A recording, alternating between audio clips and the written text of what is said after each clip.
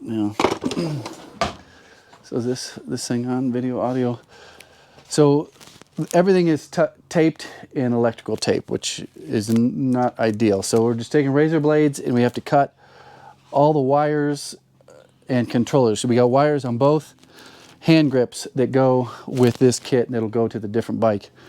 So we're just cutting everything loose. I'm going to cut this bag off. Like I said, I'm replacing this bag with the Velcro model because it seems to be ripping through the little eyelets there. Here's another. Now most of these kits are not plug and play. You will have to cut things. We're going to have to cut a couple routing mounts, cable routing mounts underneath here to get it to fit.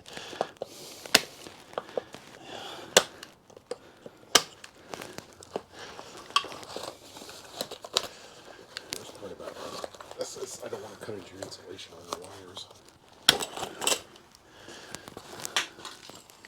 So this is trash. And again, this is why I'm swapping this out. These are all pulled out. How much was it new? I don't know. The second battery I bought, it came with a new one. And for this one, I just bought one.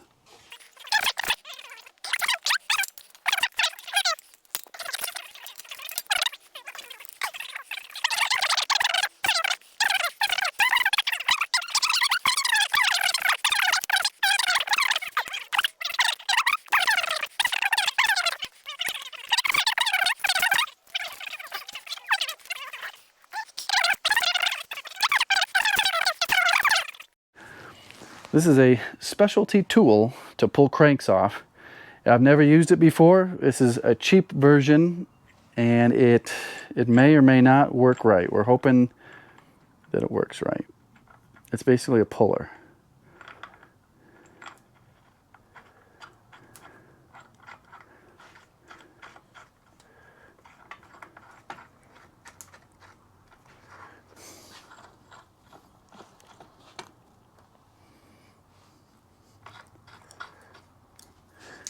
And why this has a hex head on it and not something that would fit a regular ratchet is beyond me.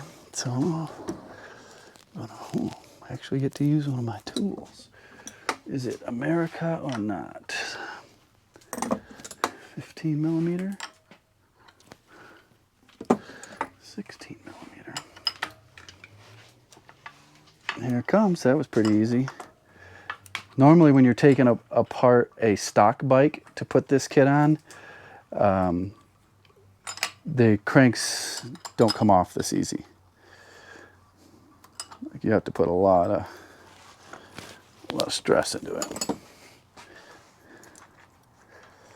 So I should probably get this chain ready to come off.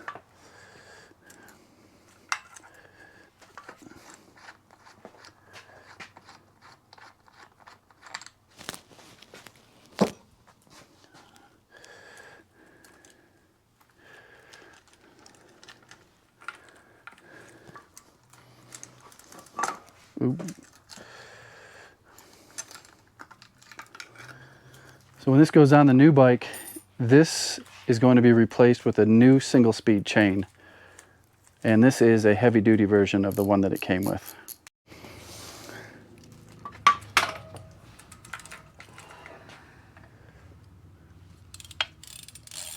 Aha, that's where it's sticking.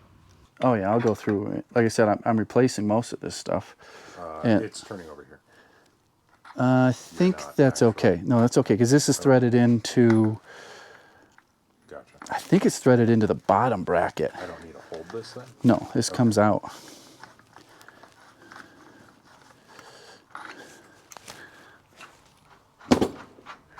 No. That's why I have all new bearings for in here. It's not that bad. No, it's not, but you can hear there's something in there. And this is standard thread. Is this going back in? It is going back in. So this is reverse thread. As I'm going clockwise and it's backing out. Now that side over there, there we go. See how that works? Yeah, yeah. And there's this bearing, which actually seems pretty decent.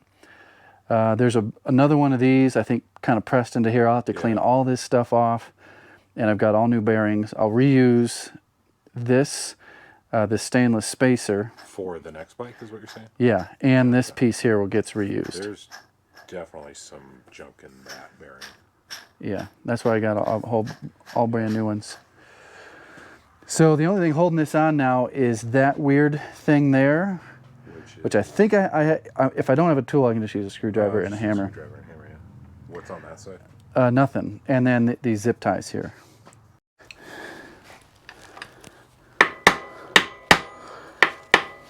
Actually, I might hit that up with a little bit of WD-40. Do you see my WD-40 collection? Where's my penetrant? I've got WD-40 penetrants. Oh, that's it. Back that side, I think. I'm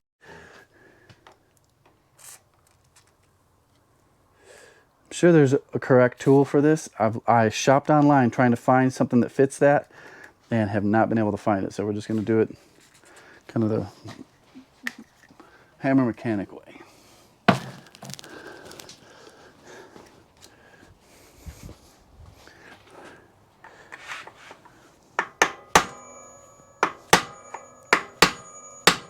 Gee, it is? Yeah, it's going. Let me switch around. I don't want to mar too many of them up. It's definitely going. Hopefully this isn't reverse thread either. Am I tightening it or loosening it? I thought... This way should be tight. So it looks like it's standard, I think.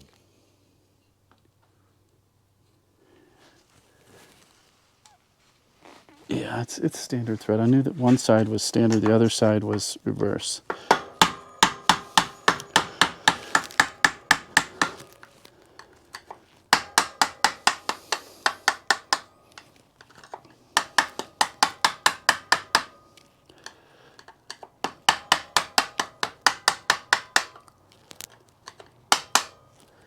Yeah, it's loosening up. Might be a bit of... Yeah, it's probably sprung in there a little bit.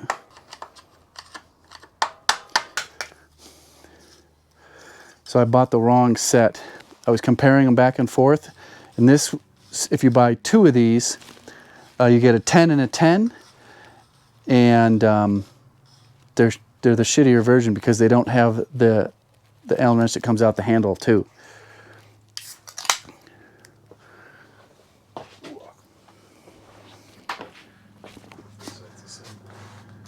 No, you only have to take one side off.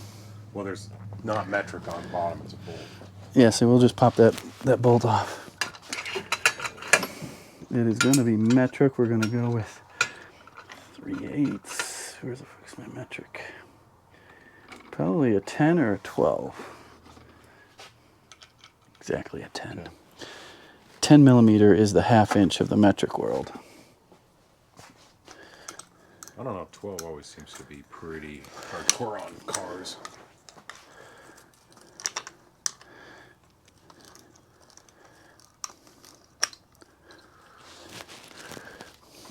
Where the hell's my... You know, if we take one of these out, we can just...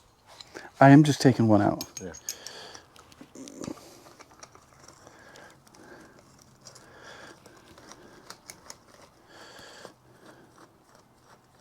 It's not gonna, shouldn't go anywhere. Oh yeah, so it's okay there. So I gotta make sure there's no spacers in here. Oh yeah, there is a spacer right there. Yeah. Same one as this top. All right, so now this should just swing up. And let me get the clippers for those big zip ties. Yeah, it's still going. Okay. Zip, clip this guy. That should just have the cable. That's it right there. Free. So this shouldn't be on there too tight. This is part of the Cyclone 3000 kit that threads into the standard bottom bracket. So hopefully, yeah, comes out pretty easy. Now this part, getting this unthreaded, we may have to use the other one as a jam nut and grab it with some channel locks or something. Grab this nut and the other nut. We tighten them together, and then we can rotate this threaded sleeve out. But we'll clean it, spray it with some WD-40, and then see if we can get it out. There's actually water in here. Oh, look at that. Water got in there. I just sprayed the cleaner. Oh, never mind. So this here is a sleeve that's threaded into the bottom bracket. If you were to buy a Cyclone 3000 kit, this is something that would just turn in by hand. But because of all the dirt, the grime, and that's real close. Anyways, we're going to spray it with some regular WD-40, and then we're going to thread both these on, jam them together, and then grab a hold of them with maybe like a pipe wrench and try to get this turned out of here. So I'm not sure if you guys can see this, but we got both these nuts on here. I'm holding this one and backing this one out. And the idea is jam them together and then rotate the whole thing. And I may add some heat here just to help release it. You sure it's spinning? 100%. 100% feel it. Oh, it's actually working. 100%. So these are tapped together, and oh, look at that. Yeah, you're good. It's coming right out. Rarely do things move this smoothly. Now the challenge is now separating these. But hold on, stop. What? Separate them while it's still in there. Well, I can't. There's nothing to tap against. I'll clamp the inner one in a vise, and well, didn't have to use heat or anything. So this is part of the Cyclone 3000 kit. We'll clean this up and hopefully be able to reuse this in the Giant, the full suspension Giant. I'm not sure that full suspension Giant has this thread in the frame. This is the new motor, just slid into the bottom bracket, but this is very common. The issue that we're going to have to resolve here is the cables go underneath, and there are often little cable brackets in there that you have to cut off. So you can see the interference. We want this to rotate up and be tight to up here, so we'll probably even cut these ones off as well, and we might figure out a way to reroute this derailleur cable around and through with zip ties so that we can get this as tight to here as we can. That gives us the most ground clearance. So the bike slipped upside down, and we're going to shave these two little cable guides off. Do you need that to go lower? Oh, yeah, no.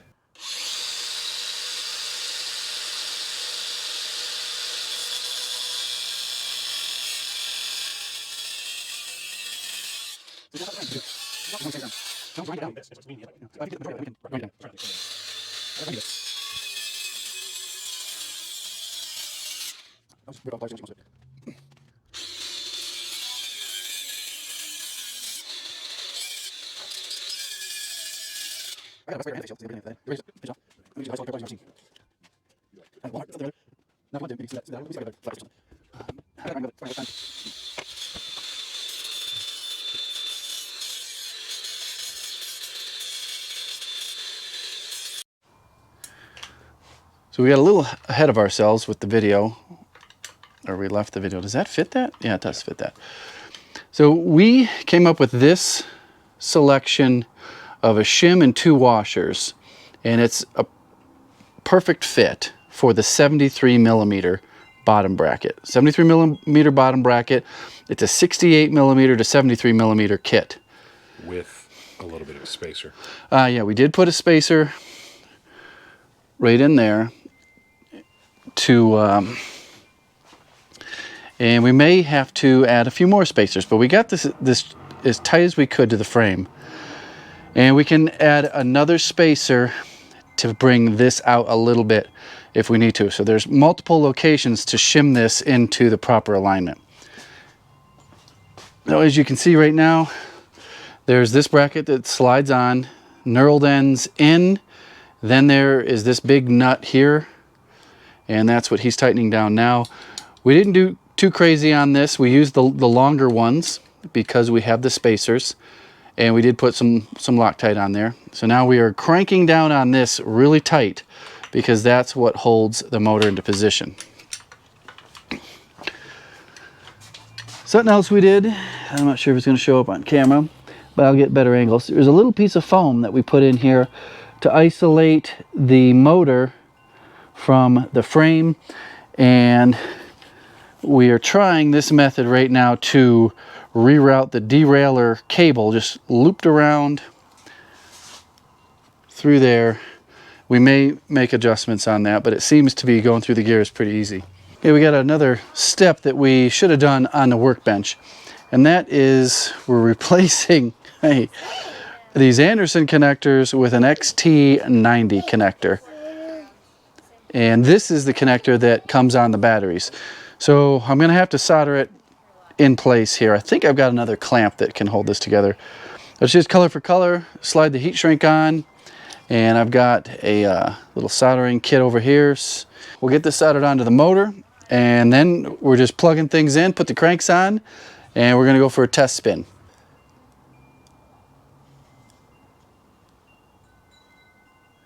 All right, you're starting to drip off now. It's probably all full. Yeah. There we go. We're just slipping the heat shrink over.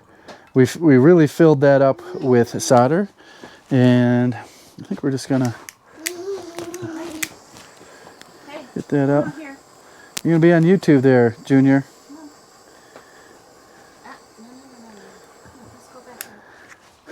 I probably should have slid a few extra pieces on to get a couple double layers on here, but once testing is over, I'll probably put some electrical tape on there.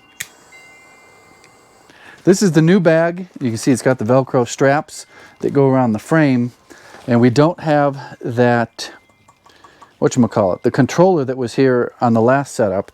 So we want to make sure that it looks like it's going to clear the sprocket. And we have everything plugged in loosely. Well, not loosely. We have everything plugged in. It's color for color. And we're just kind of mocking things up right now. We'll get everything tidied up once we make sure this thing works.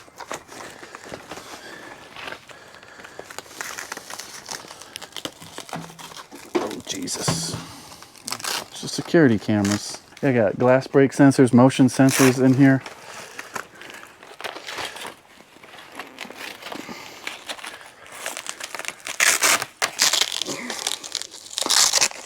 Getting closer and closer here. So this is the battery. It doesn't look like your standard electric bike battery because it's not your standard electric bike battery. How does this go in here?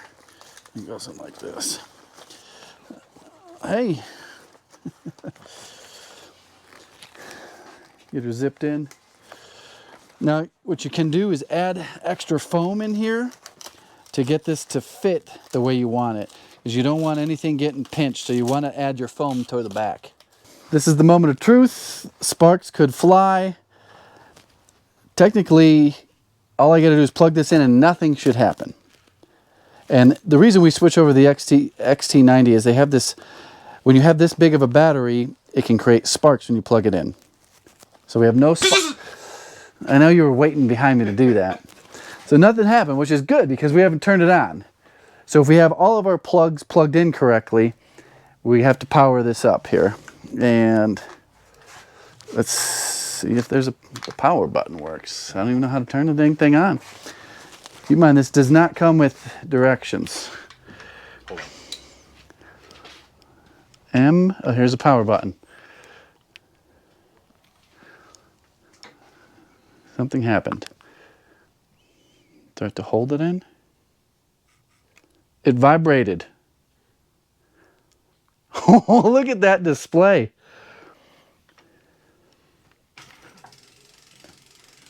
It works. So it's got 1 through 10 pedal assist, and that is, so if you have it set on level 1, of course we don't have the cranks on this yet, you start pedaling, it gives you a little bit of assist. And it's not a torque sensing pedal assist like you get in some higher end electric bikes. But as you increase the pedal assist mode all the way up to 10, you start pedaling, it's full throttle. Now I think if you go down to level 0, it's just throttle only. So I'm going to give this a little bit, because keep in mind, we are gonna adjust the derailleur, replace the rear cassette and the chain, just to make sure this all works good. But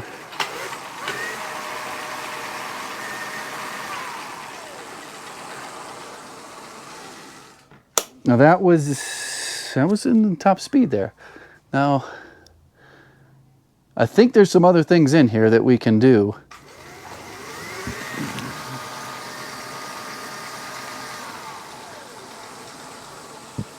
Oh, set to kilometers.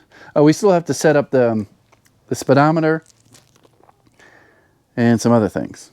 Speedometer, they have brake sensor cutoff, so if you hit the brake, the throttle cuts off. There's also a gear sensing cutoff, so if you shift, you don't want to be full throttle when you shift. But it's, I'm gonna give it a little bit of throttle.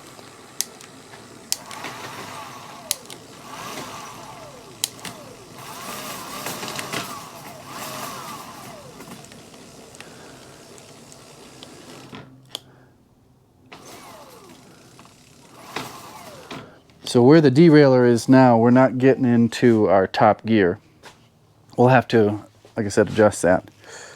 So we're gonna work the bugs out real quick and we'll see if we can go take it for a ride. It's all put together. It ran flawlessly, but I am very underwhelmed with its power or its torque.